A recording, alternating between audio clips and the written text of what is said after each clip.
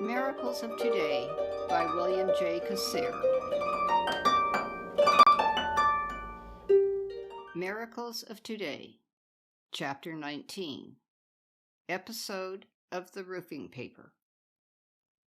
The eagle, from his lofty eyrie, descends into the valley to procure food for his brood.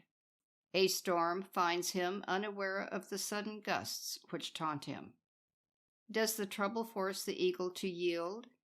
Nay, he sets his wings so that each gust of the storm aids him to rise above the earth. Take the lesson, my son, from that bird, and make yourself master over trouble rather than let trouble master you. Brother Bill. Thus saith the Lord, the Holy One of Israel and his Maker. Ask me of things to come concerning my sons, and concerning the work of my hands command ye me. Isaiah 45:11. When I first started in the use of the laws of life, it was very marvelous to feel the expansion and progress that I was aware of making, in spite of all my errors. Often one will word an affirmation negatively or use the power wrong, but as in all things, one learns by experience. Like most students who are beginning the use of the law, they must learn when and where they may not interfere in another's world.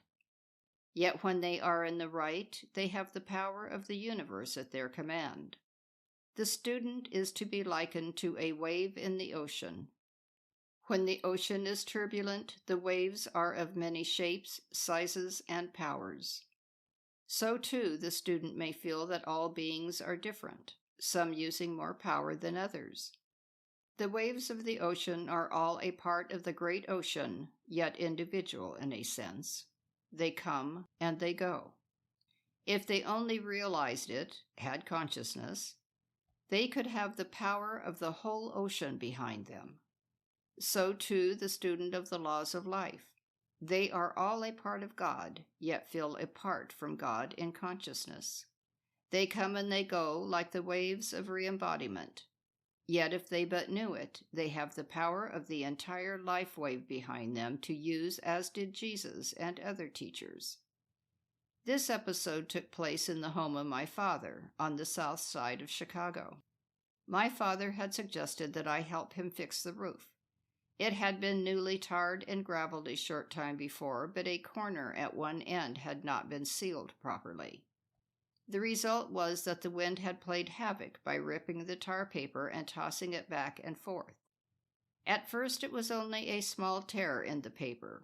Later it was several large ones. Each time the wind caught it, flipping it back and forth, the gravel rattled on the roof and some went down on the porch and steps. One night it was quite windy.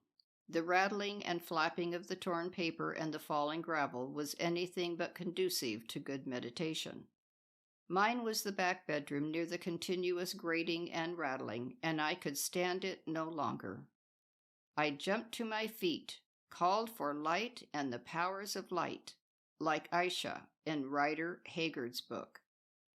Great presence of life, release whatever power of light is necessary to take command of that roofing paper and place it in divine order. Seal it so that the wind and the rain cannot affect it. I call the powers of light to release whatever power of light is required to take command of the situation right now. The wind died down in a few minutes, and that stopped the flapping of the paper.